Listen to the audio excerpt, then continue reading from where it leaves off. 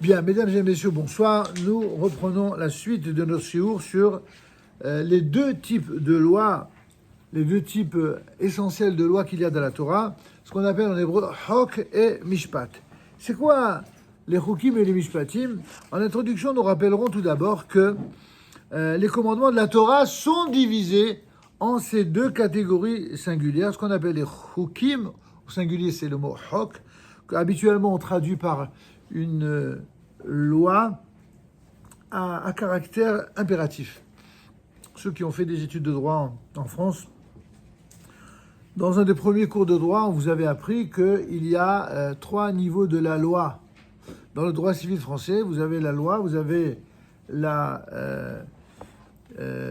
donc qui est la règle à caractère impératif, obligatoire. Il y a la coutume, c'est-à-dire la manière d'appliquer la loi dans certains endroits, il y a notamment des traditions géographiques en France. Et puis vous avez la doctrine qui est composée des diverses jurisprudences qui ont été énoncées par les juges lors des procès qui ont été intentés, donc sous leur direction. Et donc, ces juges, qu'est-ce qu'ils font? Ils interprètent la loi, ils l'appliquent à des situations données, et sur la base de la manière dont ils interprètent cette loi, ça va donner toute cette jurisprudence, et l'ensemble des jurisprudences, c'est ce qu'on va appeler la doctrine, d'accord? Bon, ben tout ça, cette façon de présenter les choses reprend grosso modo la façon dont la Torah nous présente la Torah elle-même, la loi. Vous avez aussi dans la Torah, vous avez les Chokim et les Mishpatim, vous avez les Mitzvot, vous avez les Minhagim et vous avez les Shelot du Tshuvot. Donc c'est plusieurs manières de présenter la même réalité. Je m'explique. Les Mitzvot, c'est des commandements. Vous savez qu'il y en a 613 commandements de la Torah et quelques autres commandements qu'on appelle Midarabanan. C'est-à-dire avec comme levier et surtout comme légitimité le fait que la Torah, dans un de ces 613 commandements, ordonne à chaque génération de veiller à respecter la manière dont légiféreront les maîtres de la Torah, tu accompliras selon ce qu'ils décideront.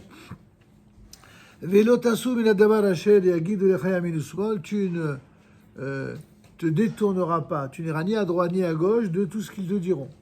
Alors de là, nos sages, dans la loi orale, ont établi un certain nombre de mitzvot des rabbanan, des commandements d'origine rabbinique. Il ne s'agit évidemment pas de commandements supplémentaires à la loi écrite, puisqu'il est dit dans un des 613 commandements, tu n'ajouteras pas et tu ne retrancheras pas à la loi que Dieu t'a prescrite. Donc si tu n'ajoutes pas et que tu ne retranches pas, on ne comprend plus. Alors comment peut-on parler des commandements des rabbanan? Réponse: les commandements des rabbanan ne sont pas des commandements en plus. Ce sont des modalités que les rabbins ont instituées pour s'assurer que les commandements de la Torah soient bel et bien respectés. Il arrive parfois que le commandement de la Torah il est tellement dur à accomplir que le fait d'avoir une mitzvah des rabbanan, ça permet de protéger le fidèle d'une interdiction trop facile. C'est comme si, par exemple, vous vous amusez à courir au bord d'une montagne, d'accord? Et si vous ne mettez pas des barrières de protection, vous risquerez, dans un moment de fatigue ou de stress, de faire un faux pas et de tomber. Le fait de mettre des barrières, ça vous empêche de tomber. Les mitzvot des rabbanan, ce sont comme ces barrières qui ont été établies par nos sages dans le but de ne pas tomber dans une transgression de la Torah. C'est aussi simple que ça. Maintenant, revenons sur la présentation de base, Chok et Mishpat. Les Chokim, donc les commandements au caractère impératif, et les Mishpatim, qui sont les lois, les ordonnances qui sont données par nos sages et par nos maîtres. Les Chokim sont des commandements que nous n'aurions pas accomplis de notre propre jugement s'ils ne nous avaient été ordonnés. En d'autres termes, il y a dans les Chokim quelque chose de particulier. C'est que le simple bon sens n'eût pas suffi pour arriver à établir une règle pareille. Je vais vous prendre un exemple. On vous dit qu'il ne faut pas tuer, ne pas voler. Quelqu'un qui est moral naturellement et qui a du bon sens, il aurait très bien pu deviner qu'on n'a pas le droit de tuer, on n'a pas le droit de voler, on n'a pas besoin de la Torah. Si en plus il y a la Torah, on nous expliquera pourquoi et comment. Mais on aurait pu, par son simple bon sens, le deviner. Mais est-ce que vous auriez-vous pu deviner par bon sens qu'il est interdit de mélanger le lin et la laine? Quel rapport avec le bon sens? Est-ce que vous auriez pu imaginer qu'il y a une loi très particulière relative à ce qu'on appelle la vache rousse? Quel bon sens il y a là-dedans? Donc, il y a des lois dont le bon sens nous échappe. C'est le moins qu'on puisse dire, même lorsqu'on est intelligent, puisqu'on a tous un peu d'intelligence quand même, certains en ont plus, mais d'accord. Et malgré tout, malgré cette intelligence qui existe en chacun de nous, on n'aurait pas a priori de nous-mêmes imaginé qu'il y aurait une telle loi. Donc c'est ce qu'on vient de vous dire ici. À chaque fois qu'on parle de hukim, ce sont des lois que, par le simple bon sens, eh bien, on ne les aurait pas devinées. Là où ça se gâte, c'est qu'il y a des fois des lois qui figurent parmi les hukim, alors que pourtant, une fois qu'on nous les dit, on trouve qu'il y a du bon sens. Ah, on verra pourquoi justement il faut donner des explications, même aux lois qui n'auraient pas été spontanément devinées ou initiées par nous-mêmes. Vous comprenez? En tout cas, ça reste des hukim, des lois qui, a priori, n'auraient pas été devinées. Et c'est donc parce que l'Éternel nous les a prescrits que nous les observons, avec évidemment la certitude que toutes les mitzvot que Dieu nous a données sont pour notre bien. Ben, c'est quoi la différence entre quelqu'un qui a la foi et quelqu'un qui ne l'a pas? C'est que nous sommes convaincus que toutes les mitzvot que Dieu nous a ordonnées, il ne les a ordonnées que pour le bien.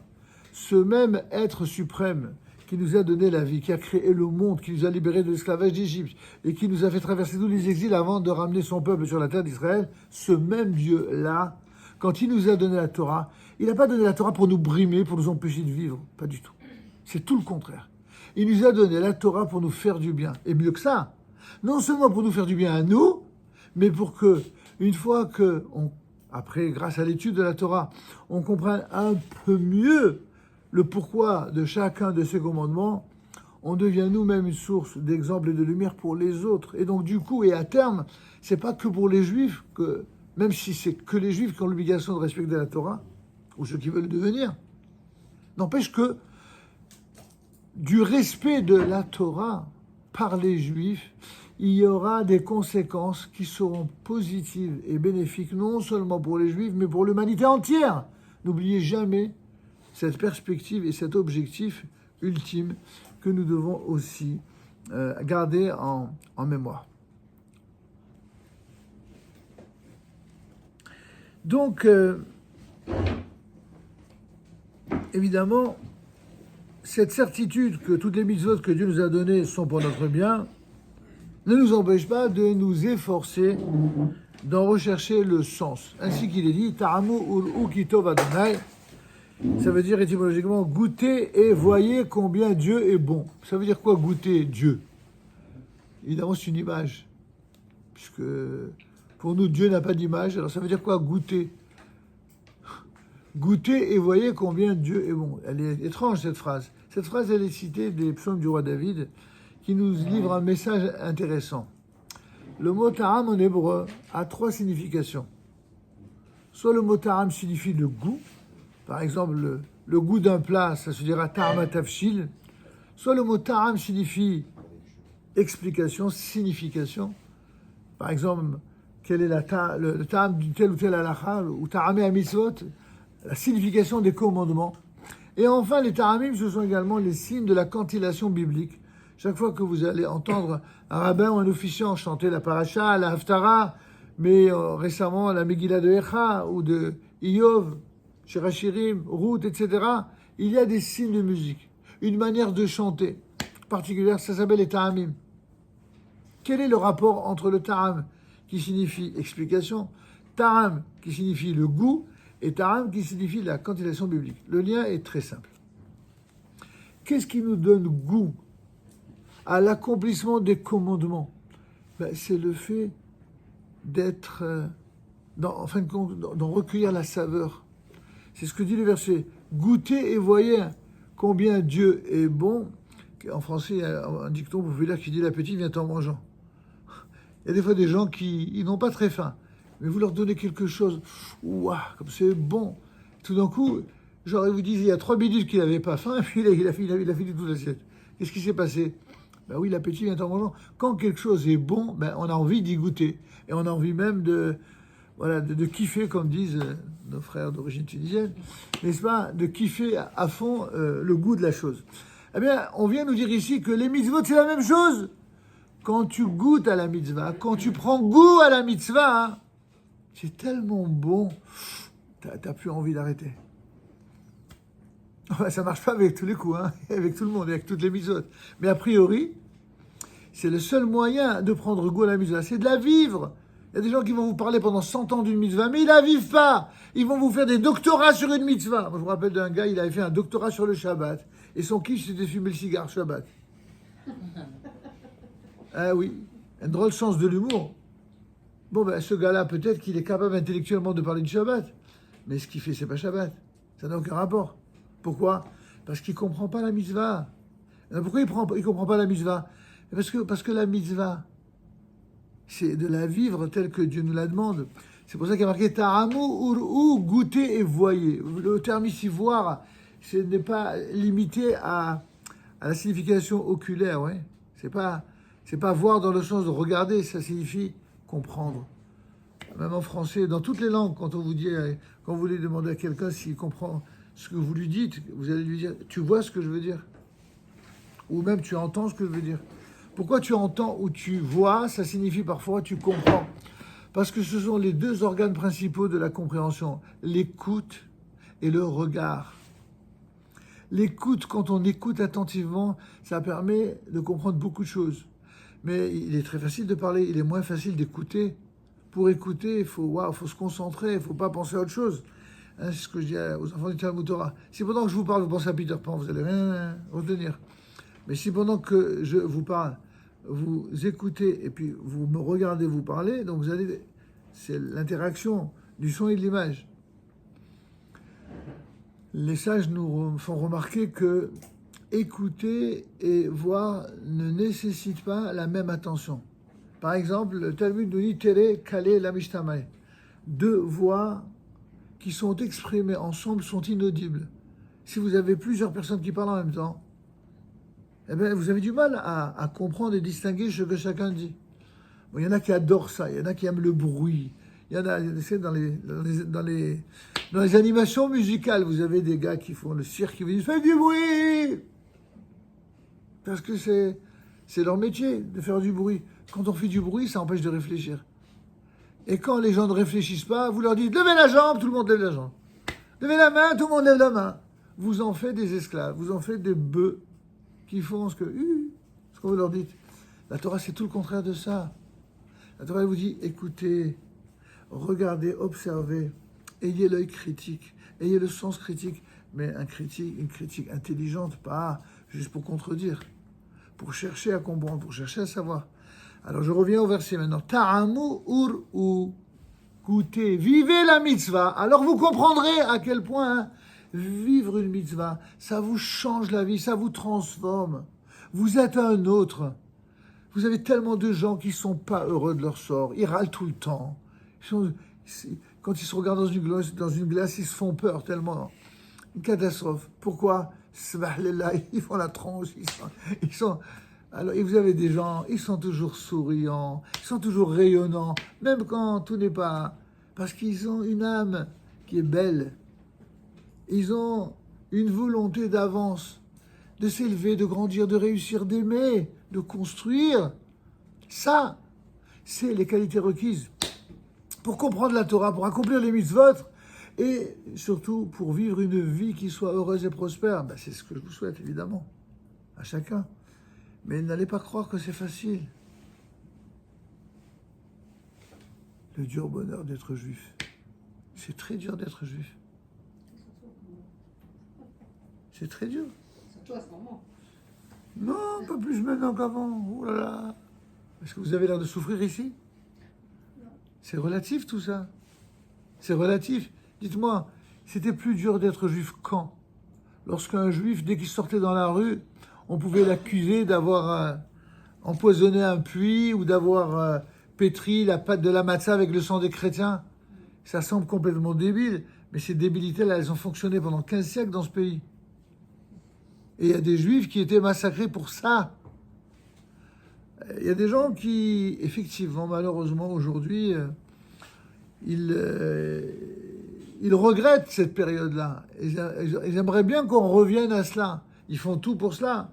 Et des fois, malheureusement, grâce à la propagande et aux mensonges véhiculés par les uns ou les autres, alors la nature humaine de certains, ou plutôt la nature inhumaine de certains, eh bien, reprend le dessus.